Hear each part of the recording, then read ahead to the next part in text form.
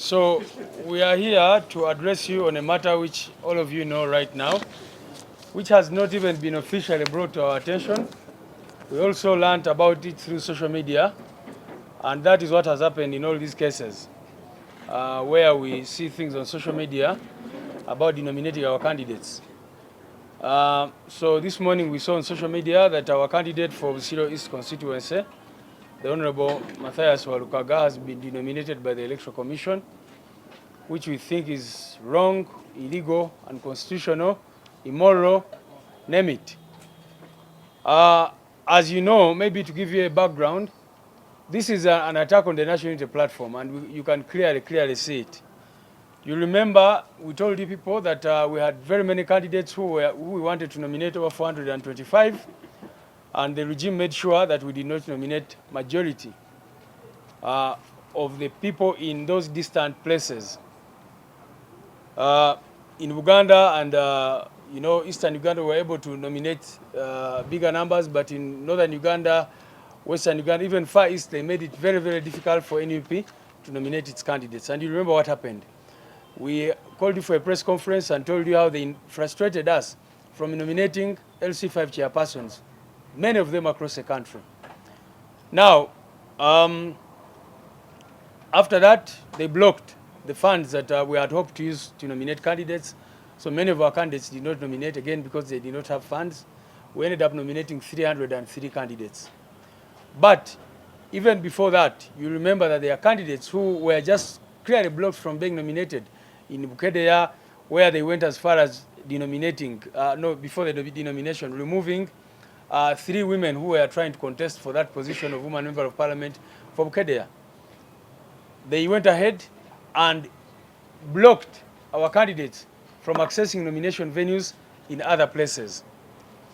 So, after refusing to nominate and to do all those things they did, we were able as a national platform to nominate 303 parliamentary candidates. But you have seen what has been happening. The regime, the Museveni regime, has launched an onslaught against our candidates through different maneuvers. There have been largely 2 maneuvers that they are using now to deal with the candidates who are able to nominate. The first one is buying them out. But they don't just buy them out, they buy them out with threats. There are some of these candidates who you saw paraded by Museveni in Mbarara, in Isinjiro and other places, who are now coming to us to say that the regime threatened them, intimidated them, and told them that if they do not accept to appear in those pictures, they are going to be arrested, they are going to be abducted, their businesses would collapse, etc., etc. So that is how the regime has been operating, trying to buy out those through coercion. Now, the other thing they are trying to do is to denominate our candidates. And so far, they have denominated 4 candidates. They denominated Mase Abedchan Rebecca from Nebi, claiming she did not have enough signatures. A member of parliament requires only 10 signatures, and they said she did not raise the 10 signatures.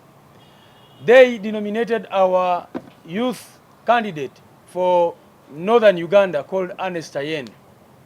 Again, for him they claimed that he did not have, that he was not of age, he was not within the age requirement, even when he had documents from NIRA and others.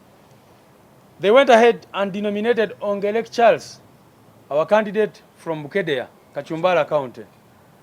And they claimed, again, that he did not have enough signatures. So this morning, they have gone for the Honorable Walukaga, who is here with us today. We condemn this in the strongest terms possible, and we want to say that this is not just about NUP. Every citizen of Uganda should be concerned about the criminality, the illegality, the unconstitutionality of whatever this regime has turned into. Byabakama and his people are clearly breaking the law. They are turning themselves into the judge, prosecutor in these matters, and even the executor in these matters. Because the Electoral Commission is not mandated under the law to determine qualifications. Its role, once documents are brought before the Electoral Commission and they are authentic, the Electoral Commission can now not go into whether they are equivalent. It is not the entity charged with equating academic qualifications. there is a National Council for Education. Let me tell you this, because some people may think that the NUP did not do due diligence. We did all the due diligence before we nominated our candidates. And we made sure that they had the requisite academic qualifications. The Honorable Mathius Walukaga, here are the documents he submitted for his nomination. The first one is this certificate of mature age / aptitude test, issued by Islamic University in Uganda. Now, after that, he went to the National Council for Higher Education and obtained a certificate of equivalence. Now, the National Council for Higher Education is the entity charged with equating academic qualifications. It clearly says that I certify that Walukaga Mathius, who was born on this date, has certified the National Council for Higher Education in consultation with UNEB that he has completed formal education of advanced level standard or its equivalence. Now, the National Council for Higher Education gave a certificate of equivalence.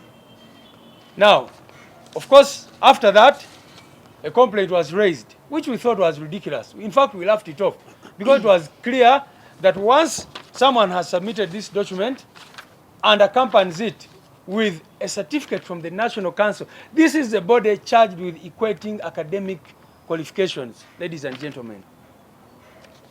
Now, they complained to the Electoral Commission, and their main contention was that this document had expired on 12th June 2025. The certificate which he obtained, the certificate of mature age, which he obtained from Islamic University in Uganda. Islamic University in Uganda wrote a letter on the 11th of November. It is here. And it was clearly saying, this is certified that Mr. Walukaga Mathius, registration number this, sat for mature age up to test held on 25th February 2023 and obtained this score. And very, very importantly, the university said that the mature age certificate expires after 2 years if the candidate has not used it to enroll for further studies. Otherwise, the certificate remains valid.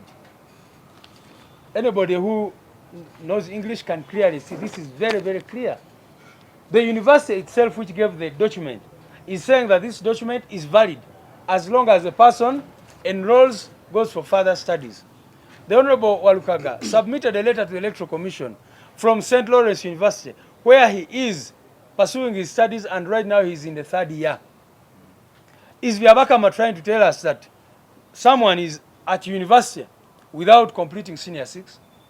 The university itself, St. Lawrence, clearly wrote indicating that he is in 3rd year pursuing his academic studies at that particular university. Therefore, and these are the guidelines of the Electoral Commission, they themselves clearly indicate, the guidelines of the Electoral Commission, that once a person submits this certificate from the National Council for Education, it is enough to certify that the person has a minimum academic qualifications. So we ask ourselves, how can Byabakama now decide to take on the role of the National Council for Education? The National Council for Education is saying this man has the requirements. He has the requisite qualifications. Byabakama is saying, no, you do not have those qualifications. Of course, all of you know that there is a hand behind all this. It is clear. This is not the law we are discussing here. It's politics at play. The regime, like I said, has invested massively and launched an attack on our candidates.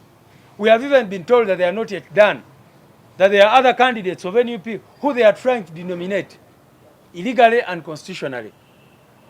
So we are here to make an announcement that as a national platform, this is a matter that we cannot take lightly. In fact, all the 4 candidates who have been denominated have been interviewed. Our legal team is working very hard to ensure that there is an appeal against all these illegal decisions of the Electoral Commission. You have been saying, we've been telling them, first of all, you are journalists here, you imagine that the returning officer is part of the Electoral Commission. The returning officer has nominated a candidate. Then the Electoral Commission, in our view, should be thanked as official at that point. The matters should go to court. But what Byabakama and his team are saying now is that even on the last day before polling, that they can denominate a candidate. That's what they are saying. That right now, as things stand, you can get nominated, get fully nominated as a candidate, do your campaigns, complete the campaign process, and on the day before the voting, Biabaka will write you to say, I have denominated you. What kind of nonsense is that? Does it make any sense to anybody? So, and it happened in the last election. You remember when Museveni realized that he was not going to withstand the pressure. We had a very popular youth candidate for Uganda, for Central Region. That man was denominated a day before the elections. They wrote him a day before the elections and told him, you are no longer a candidate. And again, they claimed that 2 of the people who had nominated him had done so illegally, or they had withdrawn their consent to nominate him. You are members of the press. Ask yourselves, you've been seeing all these denominations taking place. How come no single NRM candidate has been denominated? How come? It's either NUP candidates or independent candidates where NRM has strong interests, where they want their candidates to run unopposed. Someone may ask, and you've seen different complaints that, apparently they are resolving, and they make all these blanket statements.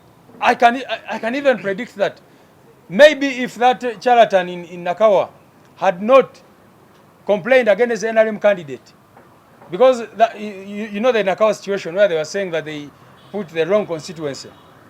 Maybe what that man did, which saved our candidates, was that when they made a complaint, the complaint also was targeting the NRM candidate. And the Electoral Commission realized that now there was no way they were going to disqualify the NRM candidate and others. So they dismissed that complaint. But you have seen every other day they are denominating candidates. You've not seen any NRM candidate being denominated. Finally, on this point, all of you know someone called Emmanuel Rwashande. Rwashande took something called the UPDF certificate. UPDF was not in existence by the time, that issue, that certificate, it was in the 1980s apparently. But the certificate was reading UPDF. Everybody could see that this was a nonsensical document. But you know what the Electoral Commission said? They said that once the National Council had given him the certificate, that they had no power, that they could not go on to inquire into the validity of that certificate. Am I clear on that? That's what the Electoral Commission said. They said that for them, they are not a body that goes on to inquire into the validity of documents. They said that they have to rely on the certificate from the National Council for Higher Education. And we're asking them, how come? If they did not have powers to look into the documents of Rwashande, when did they get the powers to look into the documents of Walukaga? Isn't it a clear case of witch hunt? So, ladies and gentlemen, our legal team is going to court, to the High Court immediately, to lodge an appeal against this decision of the Electoral Commission. But I also must say that we're handling this issue legally and politically. And the party is going to sit very quickly. We know the people who are behind all this clearly, but I can tell them that the people of Busiro East are going to have the last laugh. You cannot impose yourself on the people if people have rejected you, through all means that you may come up with and all these things. So our advice would be, let those people go into fair competition. And if they believe that they are strong candidates, let them subject themselves instead of using the Electoral Commission and all these institutions to do these things. But, cry beloved country, the country can see where we are headed now. That institutions are operating as if really they have reduced our country into a complete failed state, where the Electoral Commission is doing these kinds of things, illegalities every day with reckless abandon. The military is behaving the way it is behaving. Right now we've been talking to our president on the campaign trail. They have blocked him and blocked the roads leading to where he's supposed to be. He's supposed to be in 3 districts today. They have been blocking him everywhere he's going, diverting him to routes of 3 hours instead of taking 30 minutes. So that is the lawlessness we are dealing with, ladies and gentlemen. Above all, protest vote is the answer to all this nonsense that is going on in our country. Let us put an end to all this nonsense on the 15th of January. That is the only chance we have as Ugandans. Because you can see, these institutions are getting eroded every day that passes. The little shame that they had yesterday, they no longer have today. Every day that passes, they continue to become emboldened in their impunity, in their criminality. So the only chance that the people of Uganda have is really to reject the Museveni system that has brought about all this madness. I thank you very much for listening to me.